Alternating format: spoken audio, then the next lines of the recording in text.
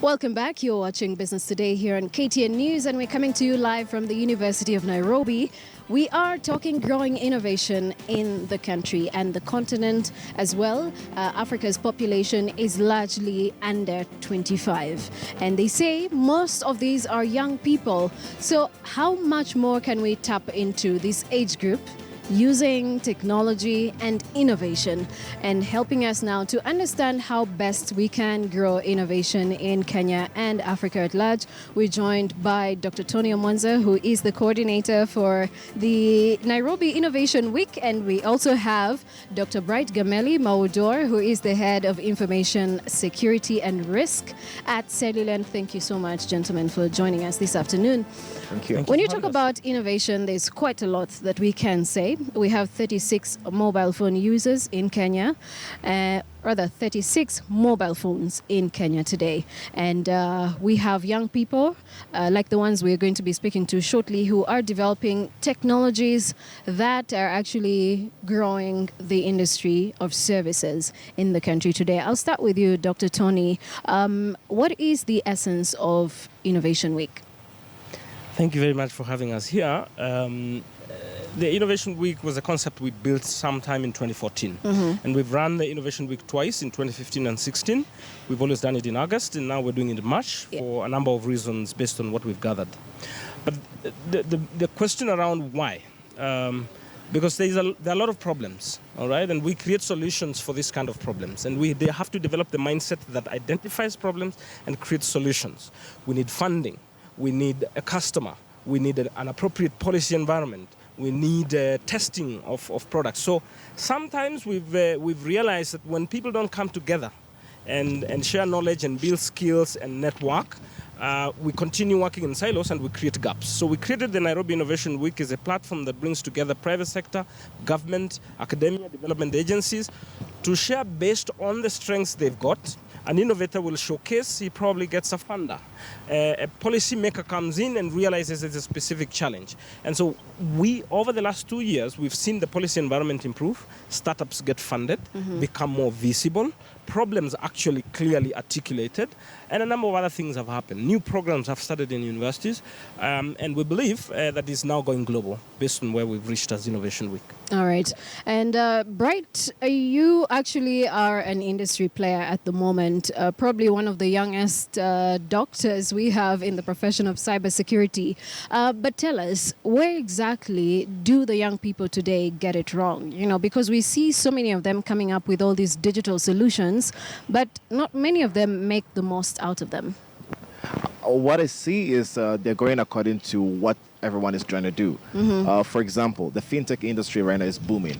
So you see every young innovator is trying to come up with something in the fintech industry. But what they're not looking at is the emerging technologies. That is a topic that never gets to be discussed, which is emerging technologies of what will happen after we have fintech gone right. And then another thing also is the way collaboration between people who are developing is always being taken wrong, in the sense that majority of them are technically driven, okay, fine, but they are not business driven. So they don't know how long it takes to create an application or to innovate something. How do you take it to the market?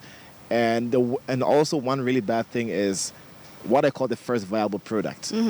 You don't need money for most of the first viable product that you have to create. But if you create something and show another person or an interested investor that we can do this, then they can fund you. But most of the young industry players usually think they need so much money to be able to create a first viable product, which is the first product that actually a prototype that works. We can see something that's been done here. That is the first viable product, I can say. Now it's when they can need money to be able to scale up, so for scalability purposes, but they don't need money for the first build, to say.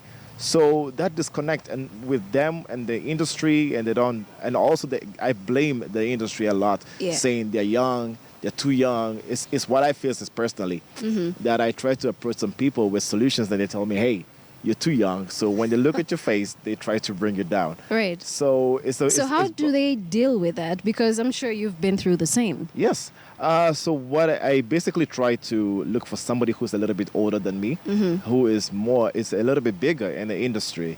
So use him as as a connection to these big players. Right. Because, I mean, there's also a lot of respect for such people. So using them is not a bad thing. And from there, we all benefit from it. All right. Yeah. Dr. Tony, in the university, we always hope that we get the most knowledge that we need when we finally graduate and then go and face the market players head on. But then again, we realize that most of these university graduates are very inexperienced when it comes to presenting their business models, their innovations, their technologies. How are you at the University of Nairobi playing a role to make sure that our young people, by the time they're graduating, they're market ready for whatever it is they're going to meet out there? Yeah, great. That's a complex question, and it takes different ways of looking at it once. But I'll give you several pointers. I mean, the way I see the essence of education is to develop the mind. Yeah. Okay. Now the question is, will your mind have been developed appropriately? After 4 years. After 4 years. Now, what is appropriate? All right, and the world keeps changing. Remember, what might be appropriate 2 years ago might be a little different. So now jobs are decreasing. Economies are not necessarily growing as proportionately as the graduations are happening, and so on and so forth. So what has to happen, and we're doing part of that, is that education needs to become more multidisciplinary. So I equip you with more skills so that you are prepared to respond to different things. Not thinking one line, but thinking multiple ways. 2 is we try to promote development of startups. And startups are problem-driven. It's not fancy. It's not like me too, I created something. But did you genuinely identify a problem? Can you articulate it very well? So we give you atmosphere to challenge yourself and test your hypotheses and so on and so forth. So by the time you're getting out, you have a product, you can sell it. 3, we're trying to promote as much as possible interdisciplinary thinking. Now, you can't be good in everything. You can't be a marketer and you're a tech guy and you're a finance guy. So as much as possible, try to kill the silos between departments. So that people in engineering must learn to talk to people in education. They must learn to talk to people in business school. Then you create team. If I ask these 2 young guys whether they're from the same department, the probability of that being true is very high. Right. Because it has happened. We make friends in my class over we can build something. 4 years down the road, they want to build a startup. But are you looking at having tailored courses, or are you partnering with the private sector to have tailored courses that can help some of these students or undergrads have some skills? Because I'll give an example of a student in mechanical engineering. He's so consumed into his mechanics, he forgets that, at the end of it all, he's going to have to present his unique idea at some point in the presence of top CEOs or managing directors in this country. And so the expression bit he lacks. How are you helping partner with the private sector to tailor courses that can help these people get market ready? Okay, so there are 2 ways we approach it. 1, we do regular curriculum reviews. Now it's a requirement for universities to review the courses on a regular basis in consultation with the consumer, with the private sector in that case. So that continuously happens. But I also think that the rate at which that has an effect is slower than is needed.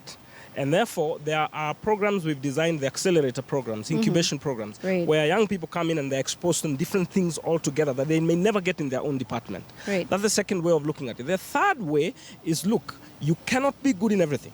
All right? So the point is you must learn to cross over to another unit. It's not wrong to be deeply focused on engineering. We need the depth, but now we also need the breadth. And what we can do is get different players to work together. So we are trying to promote collaborative thinking. That's a 21st century skill. All you right. need collaboration. So that an engineering guy gathers the courage and realizes, I can't do it alone. I need a business guy. So you're good in business, I'm good in engineering, let's build a startup. All right, interesting. Bright, there's so many innovators who have come up with technologies, and at the end of the day, they've sold them at some throwaway prices, either because they do not understand the value of their innovations and technologies, or maybe they just don't understand the market. How would you advise them to best deal with the issue of financing and partnerships and equity in case they are to partner with different people? Well, my advice would be that they need to understand the market first. Yeah. That is a very big disconnect again. People don't research to find out what are the new emerging threats. Has somebody done this before? How have they done it? What can I do to actually make a change? What can I do to add onto my application and say, hey, mine does better than this? So even the innovators here, I asked them a few questions before we all came here to ask them, what are you doing different? And they told me what they're doing different, which we need to understand. Secondly, we jump into investors way too early. And then the investors, personally, I have come up with things, and my team have come up with things that somebody says, hey, I will give you 400,000 Kenya shillings if I can take 50% of your company. And I was like, no, I mean, that doesn't make sense. Yeah. If I was to give in, I would have sold my entire company basically to them. So knowing the right time for an investor to come in, or equity, or how much you're going to sell it, you also need to put yourself, you need to measure yourself against other players in other markets. Typical example, South Korea has a lot of startups, a lot of incubation hubs, and trust me, they go really, really deep when they come. You see people sleeping at one place for almost a month. They're not going home. Right. Yes, and the thing is, and also look at the Silicon Valley in the United States. But if you see how they sell to other people, they don't put themselves low. Most of it's a very big problem with the young innovators. They're thinking they're really small. Yeah. So they sell at a very small rate. Price. But otherwise, if that same organization wants to go outside, they will charge really, really, really high.